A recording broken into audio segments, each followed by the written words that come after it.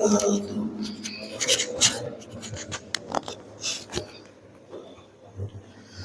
الحمد لله الذي فضل بني آدم بالعلم والعمل على جميع العالم، والصلاة والسلام على سيدنا محمد سيد الأعراب والعجم وعلى آله وصحبه ينابع العلوم والحكم.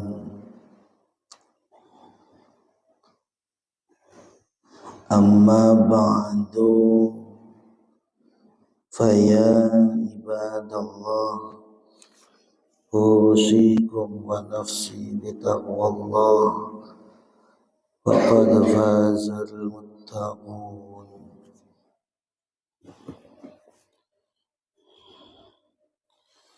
Puja dan puji milik Allah Subhanahu wa ta'ala. Salawat serta salam tercurah limpahkan kepada alam Habibana wa Nabiyana Kanjeng Nabi Muhammad sallallahu alaihi wasallam, kepada para sahabatnya, keluarganya, para pengikutnya, dan mudah-mudahan kita semua termasuk umatnya yang mendapatkan syafaat di yaumil qiyamah nanti. Para jamaah rahimakumullah, kemarin kita membahas tentang perkara-perkara yang menyebabkan kita murtad atau keluar dari Islam. Ada 3 hal yang dapat menyebabkan kita keluar dari Islam. Yang pertama, dari i'tiqad kita, keyakinan kita. Kemudian dari perbuatan kita. Yang terakhir, nomor 3, adalah ucapan kita. Segala ucapan-ucapan yang kita lakukan dengan niat melecehkan agama, seperti contoh mempermainkan atau menjadikan salah satu ayat Quran sebagai lelucon, atau misalnya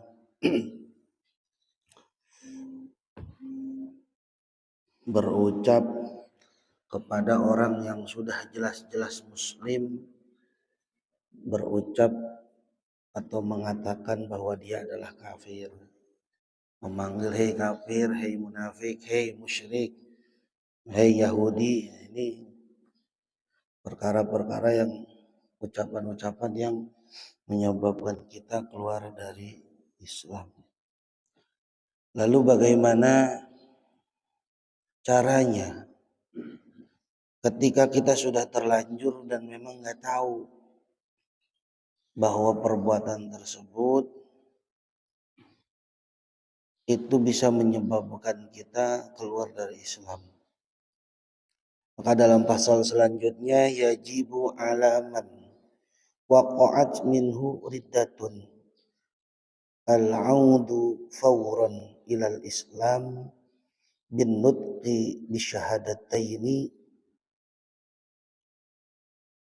Yajibu, wajib, alaman, kepada atau terhadap orang, waqa'at minhu riddatun, yang sudah terlanjur, atau orang yang melakukan sesuatu kemurtadan, atau orang yang keluar dari Islam, kewajibannya adalah al-'audu fawran, untuk segera kembali ilal islami, kepada agama Islam, dengan cara an-nutqi bisyahadataini, mengucapkan 2 kalimat syahadat.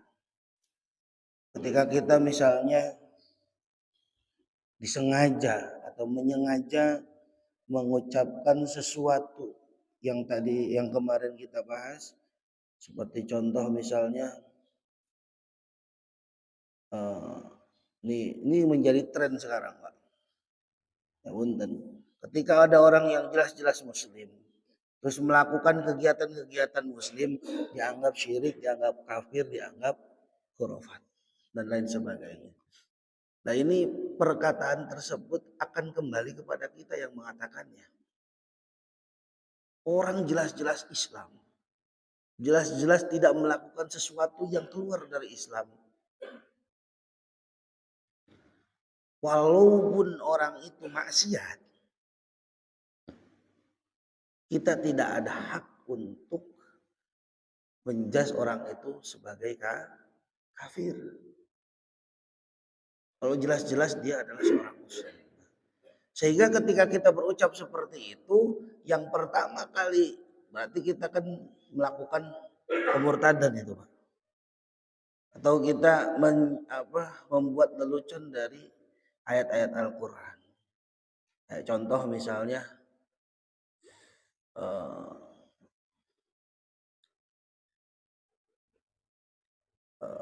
ketika kita menuangkan air ke dalam gelas.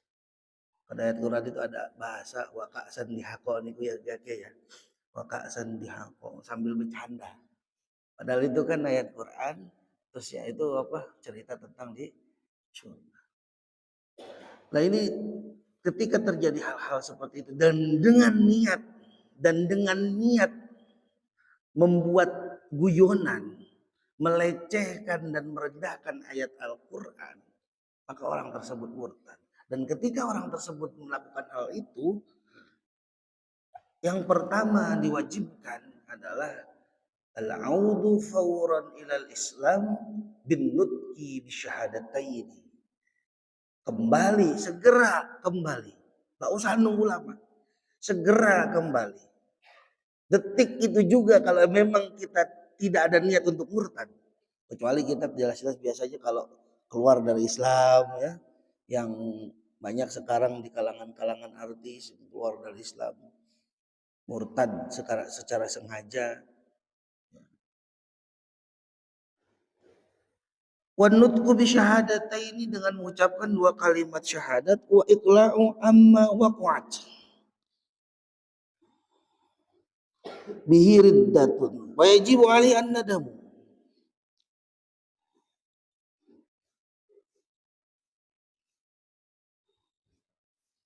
Dan mengucapkan sesuatu yang dia lakukan ketika murtad. Ya. Saya tadi asyhadu an la ilaha illallah wa asyhadu anna Muhammadar Rasulullah.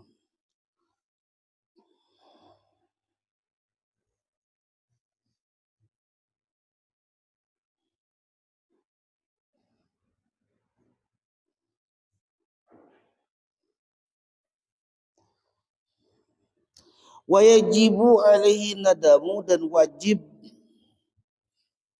menyesali alama saudara terhadap perkara yang dia lakukan. Harus ada penyesalan. Bukan hanya ketika kita melakukan sesuatu yang murtad, ketika kita bertaubat pun, ketika orang maksiat, kita maksiat, harus disertai dengan penyesalan.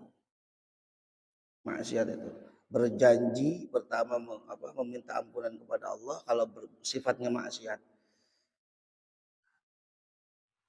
meminta ampunan kepada Allah Subhanahu wa taala. Setelah itu berjanji tidak akan mengulangi perbuatan maksiat itu, kemudian dengan penuh penyesalan.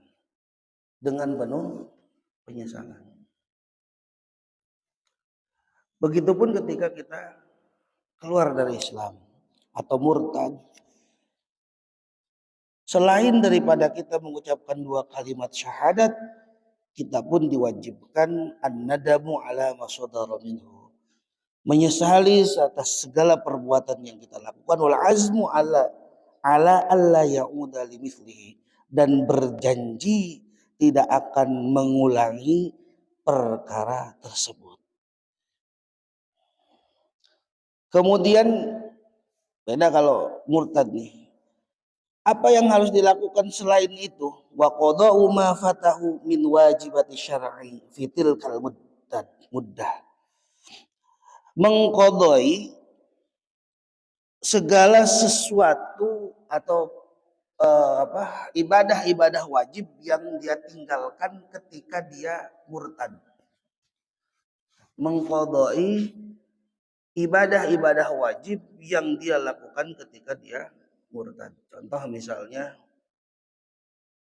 sebelum zuhur kita murtad. Akhirnya kan nggak sholat zuhur, nggak sholat asar. Ini sholat yang kita tinggalkan.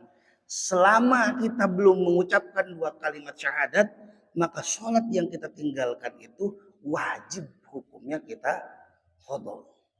Beda kan kalau memang orang tersebut mu'allaf. Ya, kalau murtad itu jangan dianggap mu'allaf. Balik lagi ke Islam bukan dianggap mu'allaf. Jadi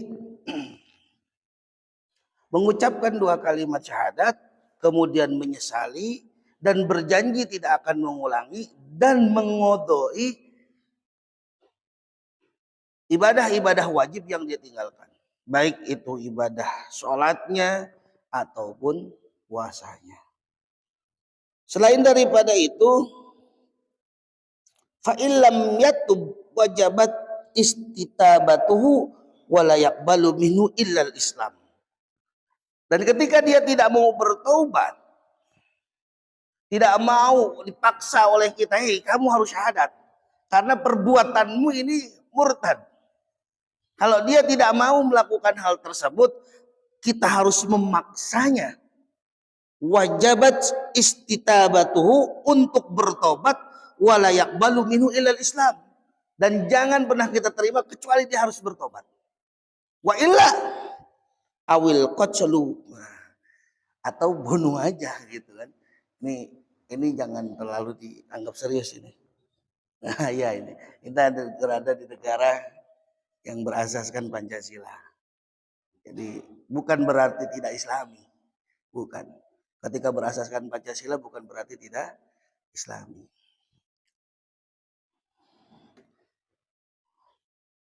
Nah, ketika ini secara konsep kitab.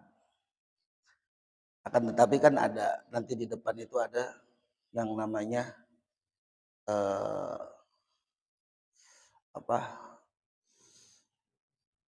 amar ma'ruf nahi munkar itu ada kalanya dengan tangan, dengan itu dan lain sebagainya. Nanti ada tahapan-tahapannya secara persuasif. Kalau memang kalau dinasihati nggak bisa,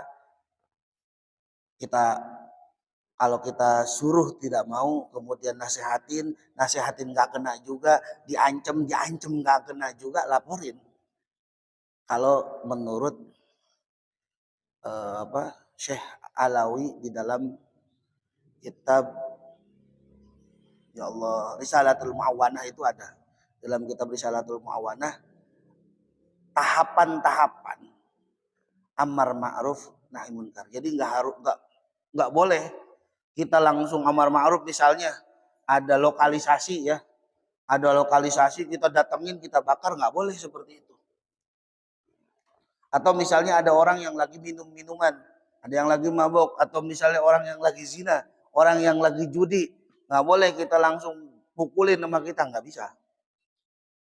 Harus melalui tahapan-tahapan. Pertama kita datengin, kita kasih nasihat. Nggak boleh, judi itu haram. Judi itu perbuatan yang tidak baik. Mending kita ngaji dulu. Ajak untuk melakukan kebaikan. Kalau nggak kena juga, kasih tahu, kabarin perkara-perkara yang buat dia takut. Oh, dosa ini tuh begini. Neraka itu paling ringan, itu siksaannya begini. Nah, itu yang tahap kedua. Tahap ketiga dia belum juga mau taubat. Ya. Karena kita Kalau di Risalatul Mu'awanah gitu. Karena kita bukan seseorang yang punya kuasa untuk menghakimi, ya, maka tugas kita adalah melaporkan orang yang berbuat maksiat tersebut kepada orang yang dipercayai oleh pemimpin. Kalau di negara Indonesia berarti kepolisian. Jadi nggak bisa semena-mena kita ada orang maksiat kita gebukin, ada orang zina kita gebukin misalnya, ada lokalisasi datang kita bakar, nggak bisa. Harus melalui tahapan-tahapan itu. Itu di dalam kitab Risalatul Mu'awanah. Pun di dalam kitab ini juga dijelaskan bahwa man ra'a munkaran falyughayyir biyadi. Nah, di biyadi ini dalam kitab Risalatul Mu'awanah diartikan sebagai seorang penguasa. Ya, diartikan sebagai seorang penguasa. Kalau jenengan bukan RT ya nggak usah. Laporin aja ke RT ada yang judi. Nah, itu tugas RT. Ketika RT tidak mampu, laporan ke RW. RW tidak mampu ke lurah. Ya kalau nggak ada yang mau, berarti dosa itu. Ya. Yang dosa siapa? Pemimpin. Yang dosa pemimpin karena dia punya tanggung jawab untuk amar ma'ruf nahi munkar kepada warganya. Kita warga sipil biasa nggak usah. Cukup mengingatkan. Ketika tidak bisa untuk diingatkan, ya kita laporkan. Gitu. Kemudian sesuatu yang batal ketika dia murtad adalah wayabtulu biha saumuhu. Yang batal adalah pertama puasanya. Misal kita melakukan sesuatu yang murtad dalam keadaan berpuasa. Batal puasa kita pada saat itu juga. Wa tayammumuhu dan tayamumnya. Wa nikahuhu qabla duhul.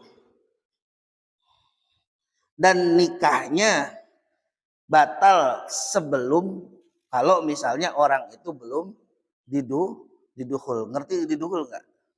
Dijima. Jadi kalau misalnya dia murtadnya beres akad, masih resepsi ya, belum sempat bongkar, dia murtad.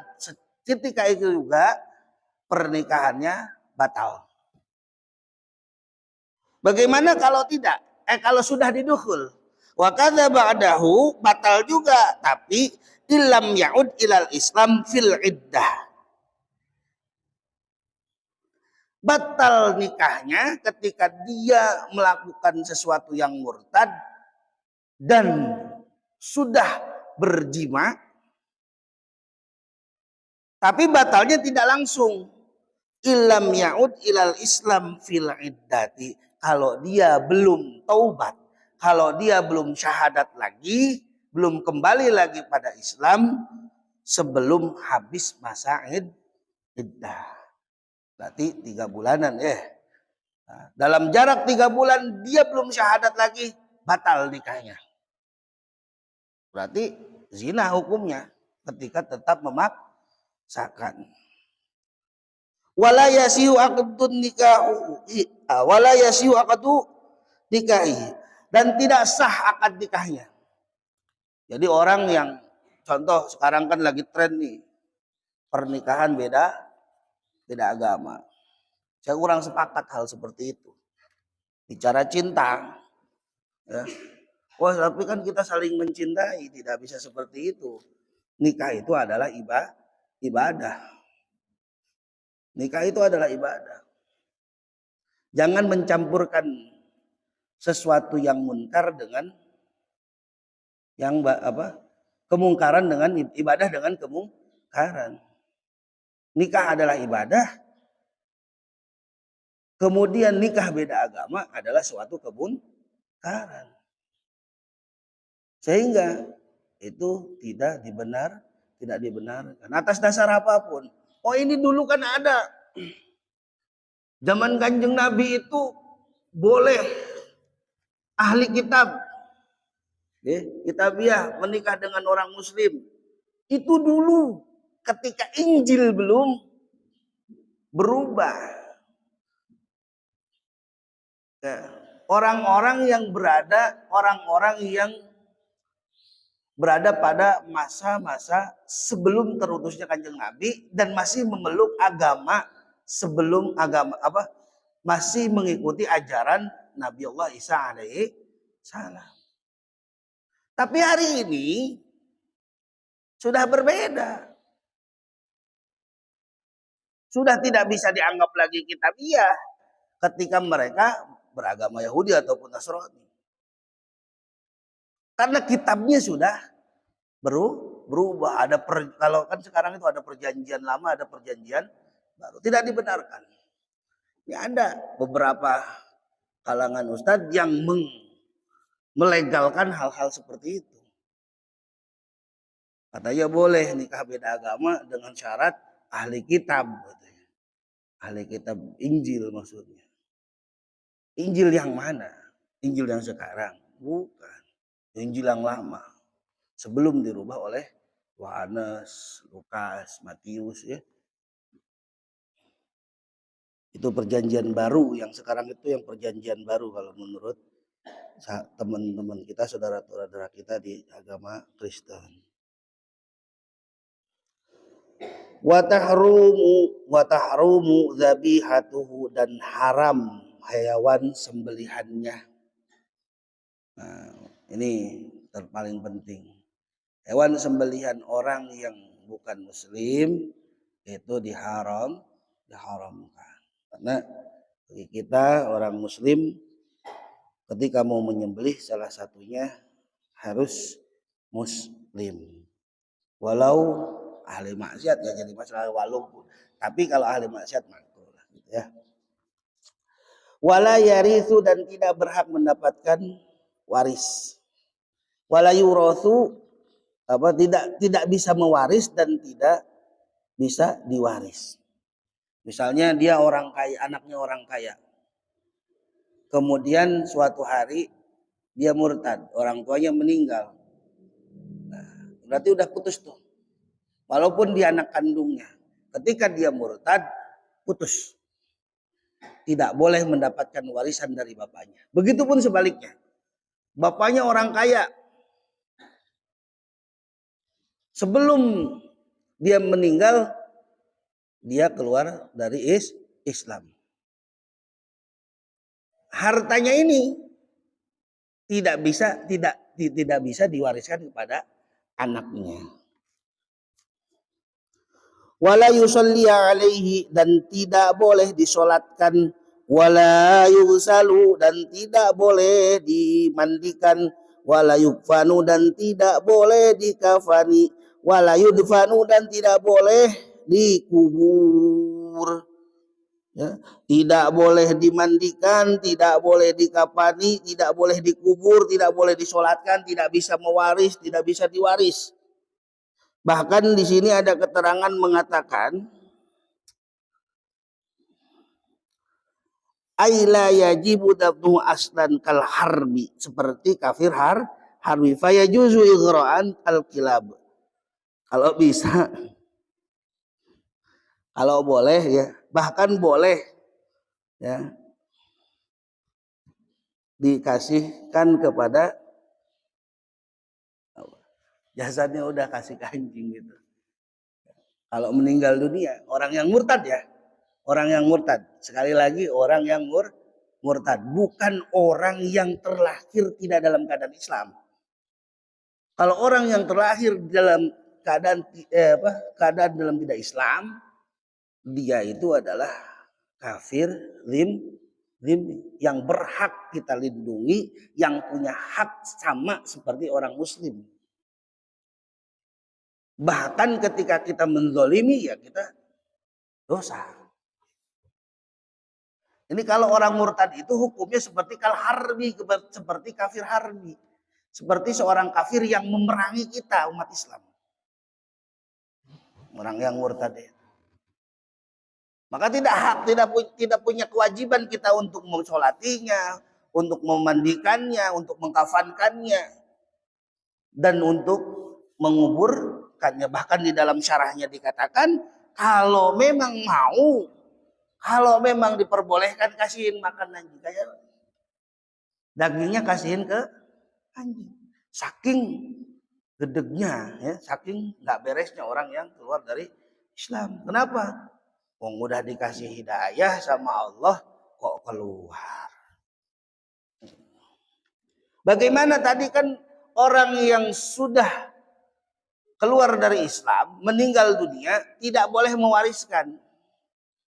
Nah, hartanya itu menjadi harta dikembalikan kepada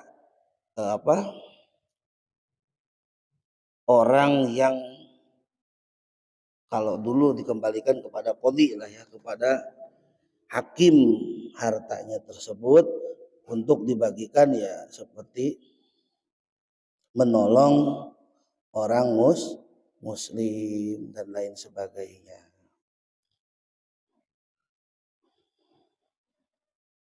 Faslun yajibu ala kulli mukallafin ilahuna wallahu a'lam bishawab. Jamaah rahimakumullah. Jadi intinya orang yang murtad itu hukumnya ketika dia tidak mau bertobat sampai dia meninggal dunia, maka hukumnya sama seperti kita mengurus mayat kafir harbi. Kafir harbi itu kafir yang memerangi terhadap kita. Seperti Poso ya, tragedi Poso dan lain sebagainya. Kafir-kafir yang memerangi terhadap kita, yang zalim terhadap umat Islam, nah itu namanya kafir harbi. Dan orang murtad yang belum sempat bertaubat sampai dia meninggal dunia, cara mengurusi mayitnya sama seperti mengurusi mayit kafir harbi. Nggak boleh disolatin, ya, nggak boleh dimandiin, nggak boleh dikafanin, tidak boleh kita nguburin. Jangan dikasih lahan buat pekuburannya. Mungkin itu saja yang dapat disampaikan. Mohon maaf nggak bisa nggak lama ya, mantuk banget. Saya dari Bogor langsung ini, ya, langsung jadi masih agak keleyap-keleyap. Semalam pengajian di sana, pulang langsung ke sini selesai jam 1 mau pulang agak takut. Sampai sini salin ke rumah langsung ke sini makanya masih ngantuk. Jadi mohon maaf kurang lebihnya, mudah-mudahan bermanfaat untuk kita semua. Kemudian hari ini nih Minggu malam Senin ini ada rutinan di tempat saya. Rutinan bulanan di tempat saya, monggo yang ada waktu silahkan hadir. Manakiban mulainya biasanya jam 8 sore, selesai jam setengah 12. Di sana yang bisa bawa kitab Tajul Arus. Saya bacain kitab Tajul Arus kalau pas manakiban. Silakan kalau mau ngaji hadir di Pondok Pesantren Nurul Falah. Hadanallahu wa iyyakum ajmain. Wallahul muwaffiq ila aqwamit thoriq. Assalamualaikum warahmatullahi wabarakatuh.